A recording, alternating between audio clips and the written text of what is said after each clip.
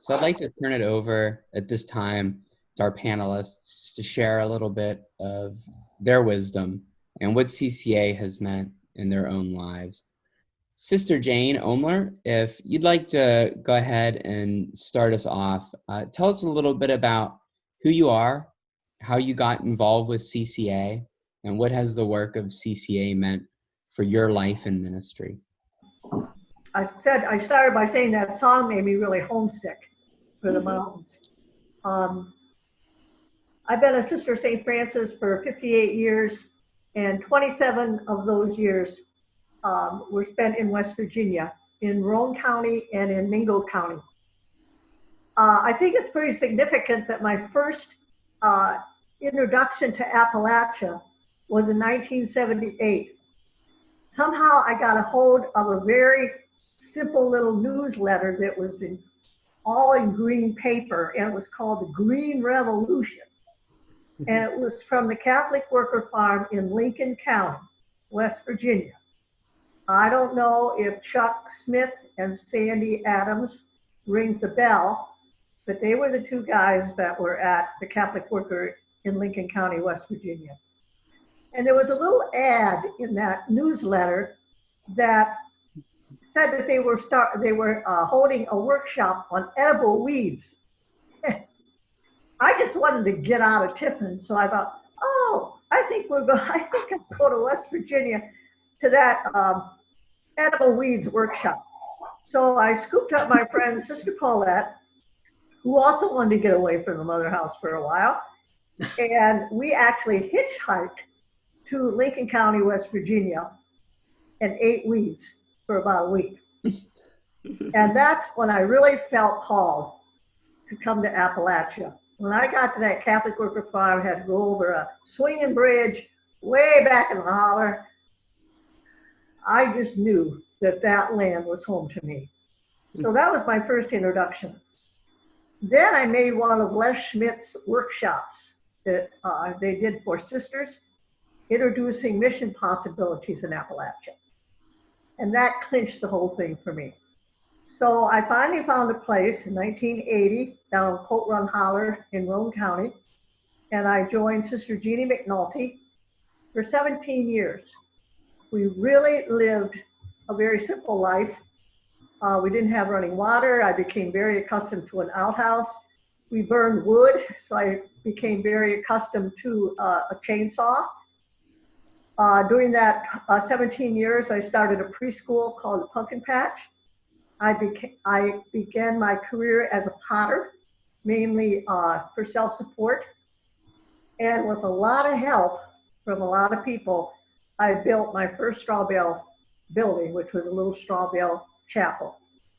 In 1996, I moved to Mingo County and joined Sister Kathleen O'Hagan and Gretchen on Big Laurel Mountain and lived at the Knob. That's when I really became involved with the environment. We ministered to many young volunteers and mountain children and their families in a variety of ways. There was a busted up concrete slab in the backyard of the house called the Knob. And I'm sort of a dreamer, so I sort of envisioned an ecology center there.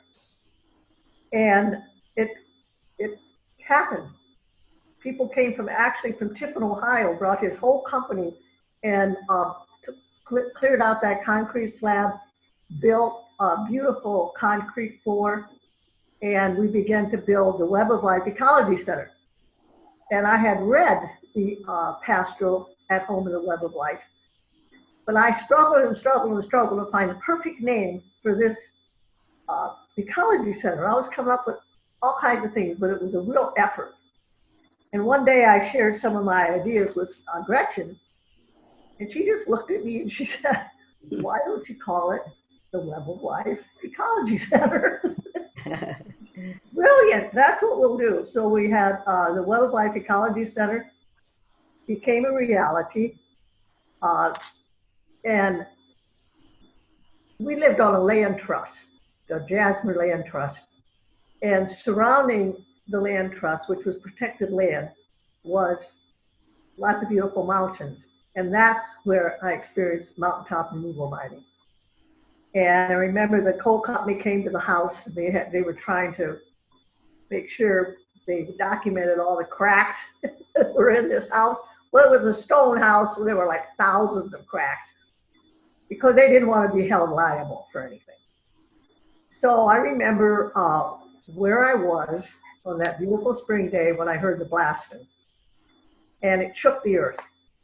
And I went in the house to get a drink of water, and no water came out of the faucet. Everybody on that ridge lost their well water that day because the blasting caved in the wells. So that was a rude awakening on the devastation of mountaintop removal mining. So for years, we had to pile our empty milk jugs in the truck and go down the mountain, which took about 45 minutes, to the 4-lane, Route 119, and fill it up with spring water on the side of the road, like many, many, many other mountain people. So that was difficult in the summer because we were doing summer camps, and we had volunteers, children, 25, 30 people up on the mountain every camp. And we had no drinking water. So we had to go down at least every other day and get it. And we collected rainwater off the roof for washing and things like that. So I really believe I had a very firsthand experience with the struggles of the mountain people and mountaintop removal mining. But as I began to get older, my health started getting a little crazy from all the work. So I came back to Tiffin. Sometimes I wished I didn't.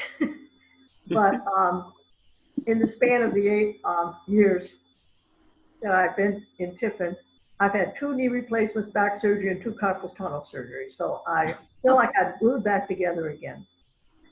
A couple of years after I got back to Tiffin, I got a very burning desire to stay involved in the struggle against mountaintop removal mining.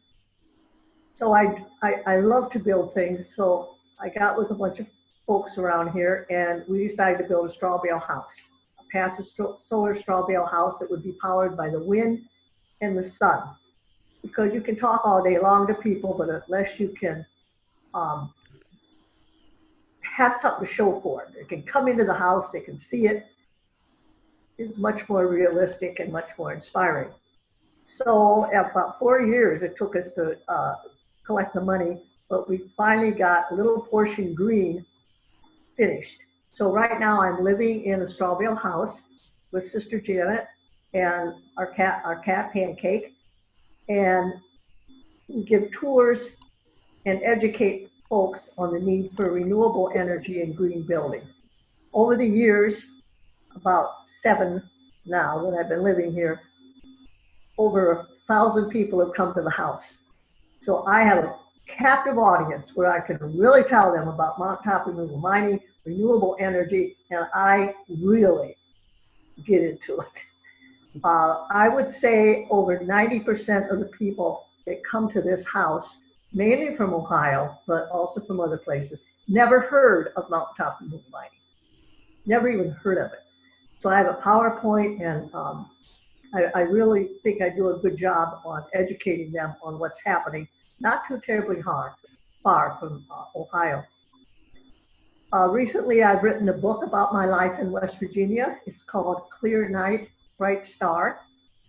I talked to Jeannie Kirkhope, and she said that she would be glad to post it on the Appalachian Catholic Worker website, because I don't have a website. So if anybody's interested in that book, Clear Night, Bright Star, just go to Jeannie's website and she'll forward the information to me. So I really appreciate this time to share with you and to learn more and to be inspired. And the pastorals, this land is home to me, and at Home in the Web of Life, have been very significant in my life. I remember all the pictures, and I go back to it on occasion and reflect on it. So thank you. Right. Thanks so much, Sister Jane. We're gonna